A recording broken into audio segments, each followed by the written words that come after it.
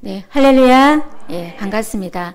네, 오늘 증거해 드릴 말씀은 누가복음 14장 16절 말씀 보도록 하겠습니다.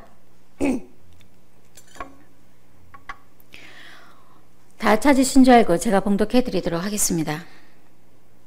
어떤 사람이 큰 잔치를 배설하고 많은 사람을 청하였더니 잔치할 시간에 그 청하였던 자들에게 종을 보내어 가로되 오소서 모든 것이 준비되었나이다 하매 다 일치하게 사양하여 하나는 가로되 나는 밭을 샀음에 불갑을 나가 보아야 하겠으니 청컨대 나를 용서하도록 하라 하고 또 하나는 가로되 나는 소 5 겨리를 샀음에 시험하러 가니 청컨대 나를 용서하도록 하라 하고 또 하나는 가로되 나는 장가 들었으니 그러므로 가지 못하겠노라 하는지라. 아멘.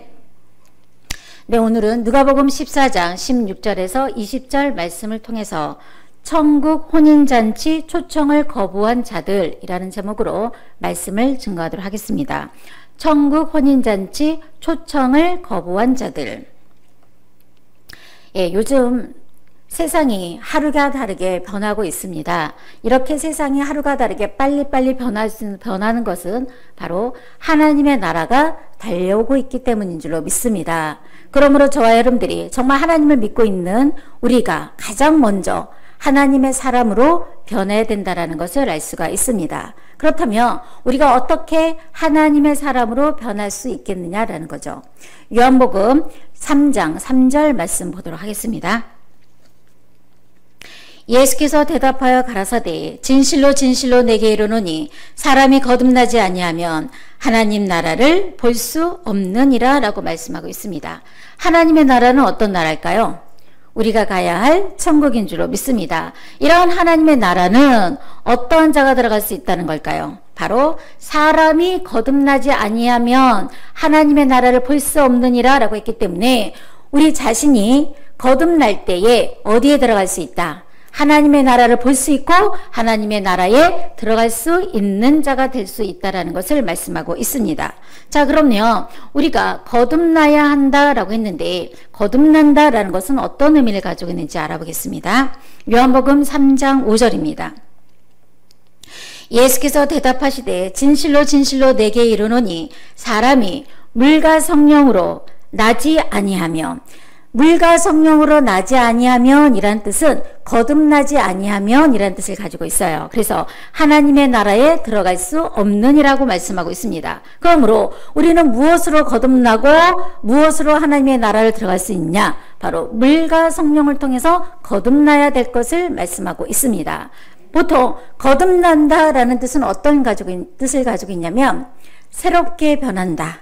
또한 다시 태어난다라는 의미를 가지고 있어요. 그러면 저와 여러분이 물과 성령으로 거듭난다면 다시 어머니 뱃속에 들어갔다가 다시 태어날 수는 없잖아요. 이것은 육신의 거듭남을 말씀하는 것이 아니라 우리의 거듭남을, 우리의 영혼이 거듭남을 말씀하고 있는 줄로 믿습니다. 그래서 세상에 보통 이런 말을 하죠.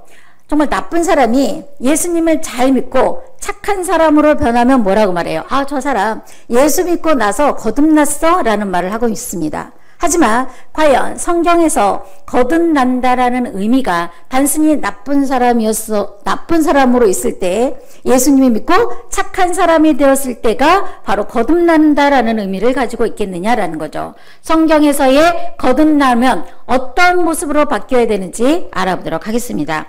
요한복음 3장 6절입니다. 육으로 난 것은 육이요 성령으로 난 것은 육이니 바로 이거예요. 육의 사람이 하나님의 물과 성령의 말씀을 통해서 어떠한 사람으로 변해야 되느냐?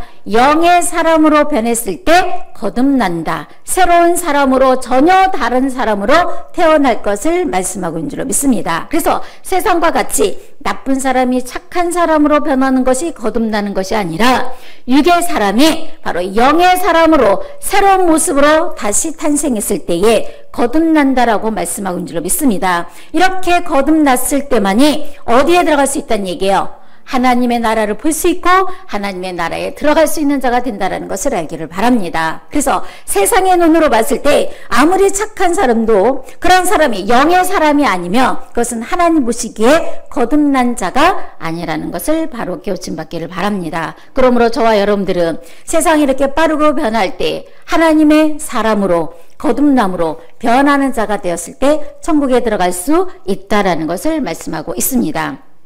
자, 그런데 어떻게 거듭날 수 있다 그랬어요? 물과 성령을 통해서 거듭날 수 있다라고 했기 때문에 물은 무엇이고 성령이 무엇인지를 알아야 우리가 거듭날 수가 있습니다. 자, 물이라고 하는 것은 신명기 32장 2절 말씀에 보시게 되면 바로 나의 말은 맺히는 이슬이요 라고 했기 때문에 하나님의 말씀을 물로 비유하고 있다라고 물로 비유하고 있는 줄로 믿습니다. 또한 성령이라고 하는 것은 고린도전서 2장 10절 말씀에 보시게 되면 성령은 모든 것 곧 하나님의 깊은 것이라도 통달하시느니라 했기 때문에 하나님의 말씀을 성령의 감동하심으로 깨우침을 받는 것이 바로 물과 성령으로 거듭날 수 있다는 것을 알 수가 있습니다. 그러므로 하나님의 사람으로 영의 사람으로 거듭날 수 있는 것은 세상의 착한 말과 선한 말과 어떤 교훈의 말씀으로 거듭나는 것이 아니라 하나님의 물과 성령의 말씀을 통해서만이 우리가 하나님의 사람, 영의 사람으로 거듭날 수 있음을 말씀하고 있습니다. 그러므로 오늘도 증거되는 하나님의 말씀, 예수님의 말씀을 통해서 어떻게 변해야 될까요? 육의 사람에서 영의 사람으로 거듭날 수 있는 귀한 시간 되기를 간절히 바랍니다. 네, 오늘 본문 말씀 보도록 하겠습니다. 누가복음 14장 16절입니다. 이르시되 어떤 사람이 큰 잔치를 배설하고 많은 사람을 청하였더니 라고 그랬습니다.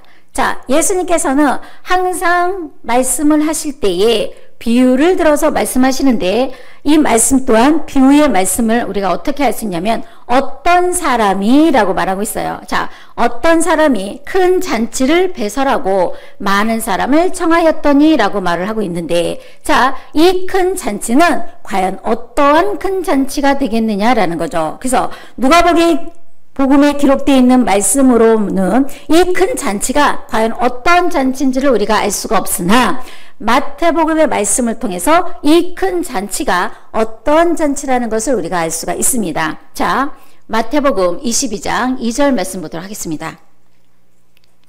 천국은 마치 자기 아들을 위하여 혼인잔치를 베푼 어떤 임금과 같으니 라고 말하고 있어요. 그러므로 누가복음 14장 16절에 나오는 이 큰 잔치는 바로 천국은 마치 자기 아들을 위하여 혼인잔치를 베푼 어떤 임금과 같으니 라는 말씀과 동일한 말씀이라는 것을 알기를 바랍니다. 그러므로 이 큰 잔치는 어떤 잔치예요? 혼인잔치를 말씀하고 있는 줄로 믿습니다. 이런 혼인잔치를 비유해서 무엇을 설명하고자 하느냐면 바로 천국에 관해서 말씀하고 있다는 것을 깨우침 받기를 바랍니다. 그러면 왜 예수님께서 천국에 관한 말씀을 비유로만 하셨느냐? 자, 마태복음 13장 34절 말씀 보겠습니다. 예수께서 비유가 아니면 아무것도 말씀하지 아니하셨으니 예수님은 예수님 당시에 2000년 당시에 많은 사람들이 있을 때는 비유로 말씀하시고 예수님의 제자들에게 있을 때만이 비유로 기록된 말씀을 해석하니라 라고 말씀하고 있습니다. 그렇기 때문에 비유로 기록된 말씀을 비유로 안다면 천국에 관한 말씀을 우리는 실상으로 알 수 있을까요? 없을까요? 실상의 말씀으로 깨우침 받을 수 없다는 것을 알기를 바랍니다. 그러므로 오늘날 정말 많은 예수 믿는 자들이 천국에 관한 말씀을 비유의 말씀을 문자 그대로 믿고 있기 때문에 천국에 관한 실상의 말씀을 알지 못하고 실상의 말씀을 알지 못하기 때문에 어떻게 해야 천국에 들어가는지를 알지 못하고 신앙생활하고 있다는 것을 알기를 바랍니다. 그렇다면 끝도 한도 없이 비유로 기록된 말씀을 비유로만 알아야 되느냐라는 거죠. 자, 요한복음 16장 25절입니다. 이것을 비사로 너에게 일렀거니와 때가 이르면 다시 비사로 너에게 이르지 않고 아버지에 대한 것을 밝히 이르리라. 자, 비사라고 것은 비유의 말씀을 비사라고 말을 해요. 그래서 때가 이르면 아버지에 대한 것을 비사로 이르지 않고 너에게 밝히 이른다고 했기 때문에 때가 되면 실상의 말씀으로 증거되어야 된다는 것을 알기를 바랍니다. 그러므로 오늘 저와 여러분에게 증거되는 천국에 관한 말씀이 비유가 아닌 실상의 말씀으로 증거될 때에 무엇이 된 거예요? 때가 되었기 때문에 실상의 말씀으로 밝히 증거된다라는 것을 알기를 바랍니다. 그래서 오늘 많은 목자들이 때가 되었다 라고 말을 하잖아요. 그럼에도 불구하고 실상의 말씀으로 증거하지 않고 비유로 증거하고 있기 때문에 천국에 관한 말씀을 알 수도 없고 알지도 못하기 때문에 천국에 들어갈 수 없는 자가 되고 있다는 것을 알기를 바랍니다. 그러나 저와 여러분들은 오늘 증거되는 천국에 관한 실상의 말씀을 바로 알고 정말 내가 천국을 향하여 나의 신앙이 잘 가고 있는지 다시 한번 우리 자신을 돌아보는 귀한 시간 되기를 원합니다. 자, 제가 방금 조금 읽어드린 그 누가복음 14장 16절의 말씀이 이 큰 잔치가 무엇에 관한 말씀이다라고 했어요. 바로 천국에 관한 말씀을 혼인잔치를 비유하여서 말씀하고 있습니다. 자, 이러한 천국의 혼인잔치에 과연 누가 참석할 수 있는지 비유를 들어 말씀하고 있는데, 자, 그 말씀을 보도록 하겠습니다. 누가복음 14장 16절 다시 보도록 하겠습니다.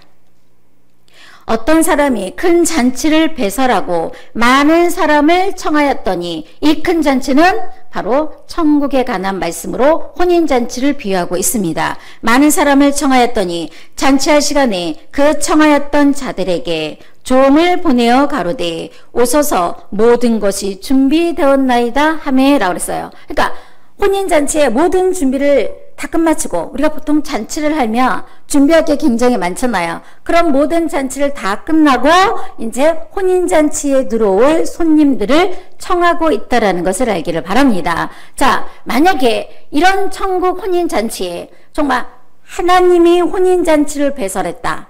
또한 한나라의 대통령이 혼인잔치를 배설하고 여러분들을 하나 한 분 한 분씩 초청을 한다면 여러분들이 그 혼인잔치에 가실까요? 안 가실까요?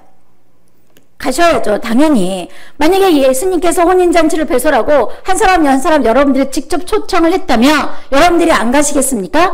가장 좋은 옷을 입고 모든 일을 다 만사를 지키고 여러분들은 참여할 것입니다. 그러나 이 말씀을 통해 보면 어떻게 말을 하고 있는가 보도록 하겠습니다. 누가복음 14장 18절입니다. 다 일치하게 사양하매. 다 일치하게 뭐 했어요? 사양했어요. 이런 천국 혼인잔치에 대해서 바로 깨닫지 못하고 알지 못하기 때문에 일치하여 다 사양하고 있다고 말씀하고 줄로 믿습니다. 이렇게 다 일치하게 사양했다는 것은 무엇을 의미하고 있을까요? 바로 천국에 들어가는 것이 엄청나게 어렵다라는 것을 단편적으로 보여주시는 말씀이라는 것을 알기를 바랍니다. 천국 혼인잔치에 초청을 해서 누구나 다 처음부터 많이 왔다면 얼마나 쉽게 천국에 들어갈 수 있겠습니까? 그러나 다 일치하게 사양하고 있다라는 것은 천국에 들어가기 어렵다라는 것을 보여주는 말씀이라는 것을 알기를 바랍니다. 자, 그렇다면 어떠한 이유를 들어서 혼인잔치에 들어가는 것을 사용하고 있을까요? 그 말씀을 보도록 하겠습니다. 누가복음 14장 18절 말씀 계속 보시도록 하겠습니다. 다 일치하게 사양하여 하나는 가로되 나는 밭을 샀음에 불갑을 나는 나가보아야 하겠으니 청컨대 나를 용서하도록 하라 하고 또 하나는 가로되 나는 소 5겨리를 샀음에 시험하러 가니 청컨대 나를 용서하도록 하라 하고 또 하나는 가로되 나는 장가 들었으니 그러므로 가지 못하겠노라 하는지라. 자, 여기서 보면 대표적으로 세 가지의 이유를 들어서 천국 혼인잔치에 들어가는 것을 사용하고 있어요. 첫 번째는 무엇 때문에? 나는 밭을 샀기 때문에 그 밭을 보러 나가야 하기 때문에 못 가겠노라 라고 말을 하고, 또 한 사람은 나는 소 5겨리를 샀기 때문에 그 소를 시험하러 가기 때문에 못 가겠노라 라고 말을 하고, 한 사람은 나는 장가를 들었기 때문에 혼인잔치에 갈 수 없다라고 말씀하고 있습니다. 자, 그렇다면 이 말씀 자체가 천국에 관한 말씀을 비유를 들어서 말씀하고 있기 때문에 우리는 실상의 말씀으로 바로 알아야 될 줄로 믿습니다. 먼저 첫 번째, 밭을 샀기 때문에 잔치에 참여하지 못하겠다라고 말하고 있어요. 이 밭은 어떠한 밭을 샀길래 천국 혼인잔치에 초청을 거절하고 사용하고 있겠느냐라는 거죠. 우리 그 말씀을 보겠습니다. 마태복음 13장 38절입니다. 좋은 씨는 천국의 아들들이요 밭은 세상이요. 자, 밭은 무엇이라고 말하고 있어요? 세상을 말씀하고 있는 줄로 믿습니다. 그러므로 밭을 살아갔다라는 것은 어디에 거한다는 거예요? 내가 세상을 거하기 때문에 하늘의 초청잔치에 함께 참여할 수 없노라라고 사용하고 있다는 것을 알기를 바랍니다. 그렇다면 저와 여러분들은 어떠한 밭을 사야 할까요? 고린도전서 3장 9절입니다. 우리는 하나님의 동역자요 너희는 하나님의 밭이요 하나님의 집이니라. 자, 바로 우리 자신이 무엇이 되어야 돼요? 하나님의 밭이 되어야 하고 하나님의 집이 되어야 한다는 것을 알기를 바랍니다. 이처럼 하나님의 밭을 사야 되는데 이 사람은 어떤 밭을 살아간 거예요? 예, 세상 밭을 살아가기 때문에 혼인잔치에 참여함을 사용하고 있음을 말씀하고 있습니다. 그럼 하늘의 밭, 하나님의 밭을 사야 되는데 하나님의 밭은 그럼 우리가 어떻게 살 수 있겠느냐라는 거죠. 마태복음 13장 44절입니다. 마태복음 13장 44절입니다. 천국은 마치 밭에 감추인 보화와 같으니. 자, 이 말씀 또한 천국에 관하여 비유를 들어서 말씀하고 있습니다. 사람이 이를 발견한 후, 자, 무엇을 발견한 거예요?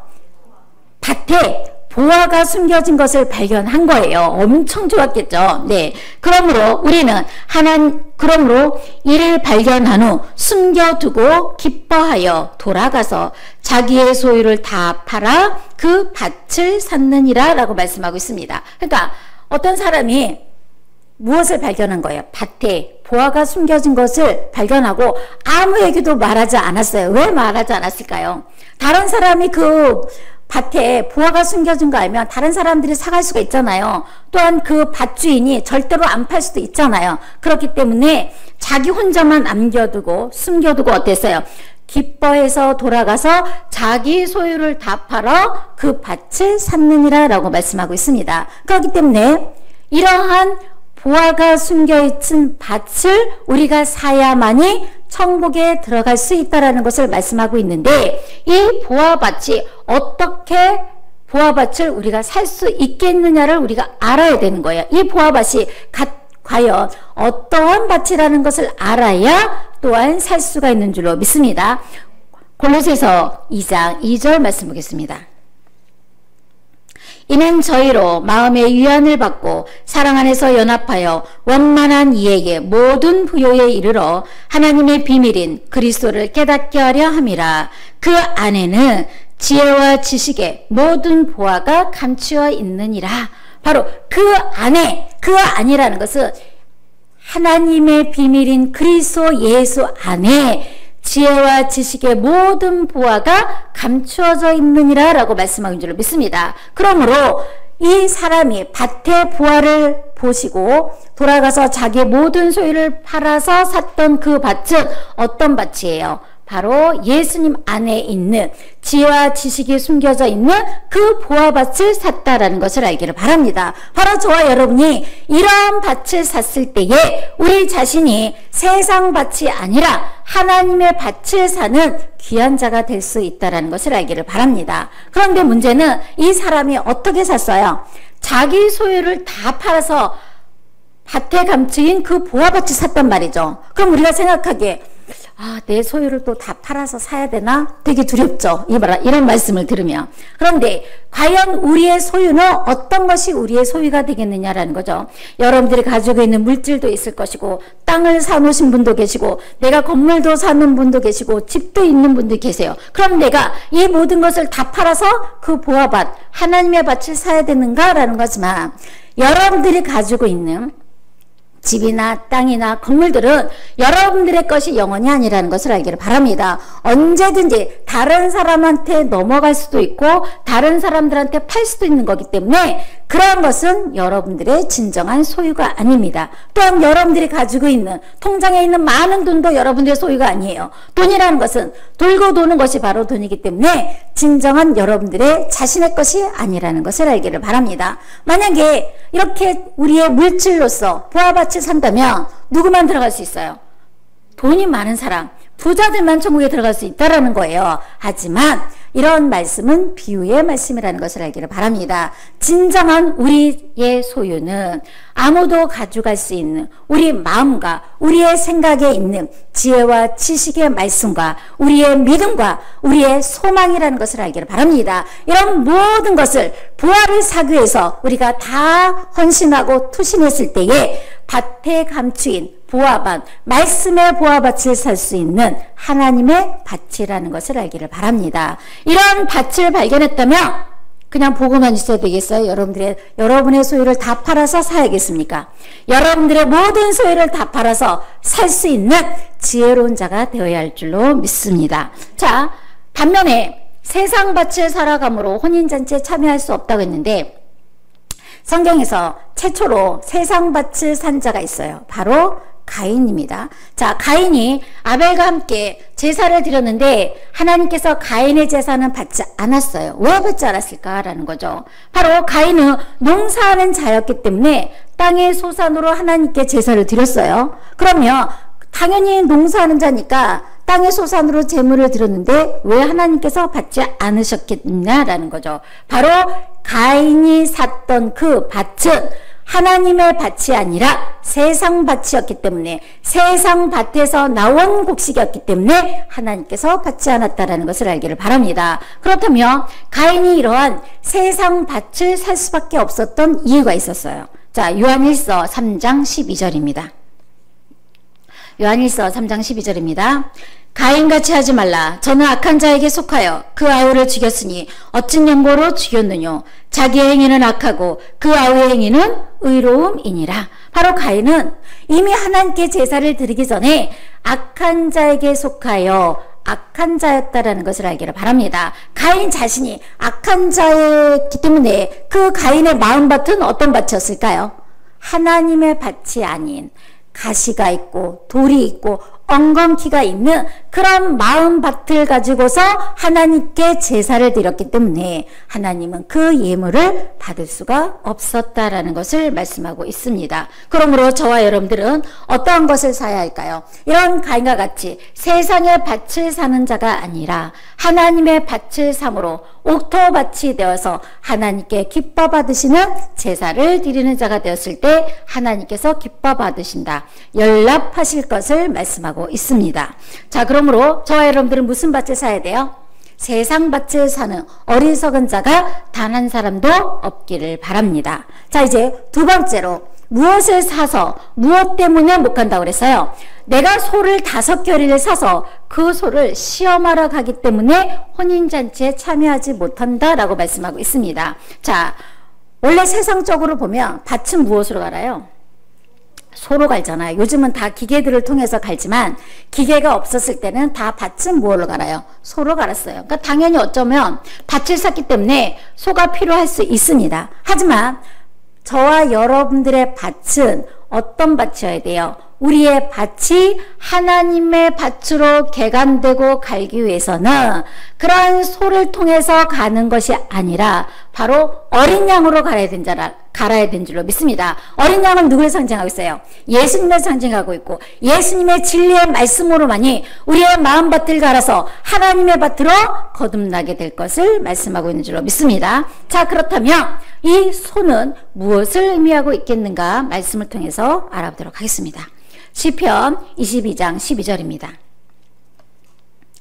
많은 황소가 나를 에워싸며 바산의 힘센 소들이 나를 둘렀으며 내게 그 입을 벌림이 찢고 부르짖는 사자 같으니라 라고 말씀하고 있습니다. 자, 이 말씀은 어떤 말씀이냐면 다윗 선지자를 통해서 예수님께서 십자가의 고난을 당하실 것을 예언한 말씀이라는 것을 알기를 바랍니다. 자, 그런데 여기서 어떤 소가 나와요? 바산의 힘센 소들이 나를 둘렀으며 라고 했습니다. 그렇다면 예수님이 십자가에 달려 돌아가실 때 정말 바산의 힘센 소가 예수님을 둘렀겠느냐라는 거죠. 이것 또한 엄청난 비유의 말씀이라는 것을 알기를 바랍니다. 먼저 바산이라는 땅 자체가 정말 비옥한 평야를 말하고 있습니다. 그래서 이 바산이라는 것이 얼마나 비옥하냐면 이스라엘에서 가장 비옥한 땅이라는 것을 알기를 바랍니다. 그렇기 때문에 역사적으로 봐도 이 바산 땅을 차지하기 위해서 많은 침략의 대상지가 되었던 곳이기도 하다고 합니다. 그렇기 때문에 바산의 암소나 바산의 소는 비옥한 평야에서 그런 풀들을 먹고 자랐으니까 힘이 셀 수밖에 없는 소라는 것을 알 수가 있습니다. 결국 이것은 무엇을 말하고 있냐면 이렇게 비옥한 평야에서 바산의 힘센 소들을 말씀하고 있는 것은 바산 지방에 살고 있는 자들이 어떤 자들이냐, 우상을 섬기는 자들이라는 것을 말씀하고 있습니다. 그래서 우상을 섬기는 자들이요, 우상을 섬기는 자들을 비유한 지금 이 시대의 종교 지도자들을 말씀하고 있습니다. 그러므로 예수님 당시에 그러면 바산의 힘센 소들을 누구를 비유하고 있냐면 예수님을 십자가에 달려 돌아가시게 했던 많은 제사장들과 또한 율법사와 바리새인들을 무엇으로 비유하고 있어요? 힘센 바산의 소로 비유하고 있다라는 것을 알기를 바랍니다. 또한 소는 무엇을 의미했냐면 구약시대 소는 우상을 상징하고 있어요. 그래서 모세 선지자가 시내산에서 약 40일 동안 무엇을 받았어요? 율법을 받기 위해 시내산에 머물 동안 밑에서는 뭐하고 있었냐면 아론과 이스라엘 백성들이 송아지 우상, 금우상을 만들어서 이것이 바로 우리를 애굽에서 인도했던 하나님이다 하고 경배를 하고 제사를 지내고 있었다는 것을 알기를 바랍니다. 그러니까 소는 무엇을 상징하냐면 우상소를 말씀하고 있습니다. 그렇기 때문에 이런 우상된 소와 같은 거짓 목자를 또한 무엇을 비하고 있어요? 소로 상징하고 있다는 것을 알기를 바랍니다. 그러므로 저와 여러분들의 마음밭을 하나님의 밭으로 개간하기 위해서는 거짓 목자들의 입에서 나오는 그러한 거짓 진리의 말씀으로는 절대로 하나님의 밭을 만들 수 없다라는 것을 말씀하고 있습니다. 그럼 무엇을 통해서 바꾼다고 그랬어요? 바로 어린 양 예수님의 진리의 말씀으로만이 우리의 마음밭을 개간해서 하나님의 밭으로 만들 수 있다라는 것을 알 수가 있는 줄로 믿습니다. 그러니까 저와 여러분들은 소를 사는 것이 아니라 무엇을 사야 돼요? 어린 양 예수를 사는 지혜로운 자가 되어야 할 줄로 믿습니다. 또한 마지막으로 장가를 갔다라는 것은 무엇을 의미하고 있느냐라는 거죠. 자, 마태복음 24장 37절입니다. 마태복음 24장 37절입니다. 노아의 때와 같이 인자의 임함도 그러하리라. 홍수전에 노아가 방주에 들어가던 날까지 사람들이 먹고 마시고 장가들고 시집가고 있으면서 홍수가 나서 저희를 다 멸하기까지 깨닫지 못하였으니 인자의 임함도 이와 같으리라 했습니다. 자, 노아 홍수 때에 어떤 자들이 깨닫지 못했느냐? 바로 먹고 마시고 사고 팔고 장가가고 시집가는 자들은 끝까지 세상에 매여서 세상의 쾌락에 빠져 있으므로 홍수가 나서 죽기까지 깨닫지 못한 거예요. 내가 왜 죽지? 아, 내가 하나님을 잘못 믿어서 죽는구나. 이렇게 생각한 것이 아니라 홍수가 나서 내가 죽는구나. 이렇게 생각했다는 거죠. 끝까지 깨닫지 못하는 자들이 바로 세상에 먹고 마시고 시집가고 장가가는 자들을 비유한 자들이라는 것을 말씀하고 있습니다. 그러므로 내가 장가를 들었으니 혼인잔치에 청함을 받고도 사양할 수밖에 없었던 것은 세상에 매여서 쾌락에 빠져서, 다시 말해서 세상의 즐거움이 너무 좋은 거예요. 너무 좋기 때문에 천국 혼인잔치를 사양하고 있다라는 것을 말씀하고 있습니다. 자, 이처럼 천국 혼인잔치를 초청했음에도 불구하고 그 청함에 바로 사용했던 자들은 어떤 자들이었어요? 바로 세상 밭을 산 자들, 또한 거짓 목자에게 매여 있는 자들, 또한 세상의 쾌락에 빠져 있고 즐거움에 빠져 있는 자들은 천국 혼인잔치에 초청을 해도 거부할 수밖에 없는 자리라는 것을 알기를 바랍니다. 저와 여러분들은 어떻게 해야 돼요? 이 모든 것을 다 버리고 오직 하나님의 혼인잔치에 초청을 받았을 때에 함께 참여하는 자가 되어야 할 줄로 믿습니다. 자, 그런데 문제는 다 참여했다고 해서 또 천국에 들어가는 것이 아니라는 거예요. 자, 우리 그 말씀을 보도록 하겠습니다. 마태복음 22장 11절입니다. 임금이 손을 보러 들어올세. 그러니까 다시 말해서 천국 혼인잔치를 베풀었고 많은 손님이 이제 들어왔어요. 그래서 임금이 손을 보러 들어올세라고 했습니다. 거기서 예복을 입지 않은 한 사람을 보러 들어올세. 거기서 예복을 입지 않은 한 사람을 보고 가로되 친구여 어찌하여 예복을 입지 않고 여기 들어왔느냐 하니 저가 유구무원이여는 입에 있어도 말을 못한다는 얘기예요. 자, 어떤 자가 예복을 입지 않았어요? 친구여 라고 한 것을 봤을 때 임금의 친구가 예복을 입지 않고 들어왔다라는 것을 알기를 바랍니다. 세상에서도 우리가 결혼식을 갈 때 어떤 옷을 입어요? 좋은 옷을 입고 예복을 입고 가잖아요. 그런데 이 사람은 천국 혼인잔치에 예복을 입지 않고 참석하고 있습니다. 자, 친구는 과연 어떤 자가 친구인지 알아보겠습니다. 요한복음 15장 15절입니다. 이제부터는 너희를 종이라 하지 아니하리니 종은 주인이 하는 것을 알지 못함이라. 너희를 친구라 하였노니 내가 내 아버지께 들은 것을 다 너희에게 알게 하였음이니라. 자, 친구는 어떤 자가 친구예요? 예수님의 친구는 예수님이 알고 있는 모든 아버지 하나님에 대해서 다 알게 해준 자가 누구의 친구예요? 예수님의 친구라는 것을 말씀하고 있습니다.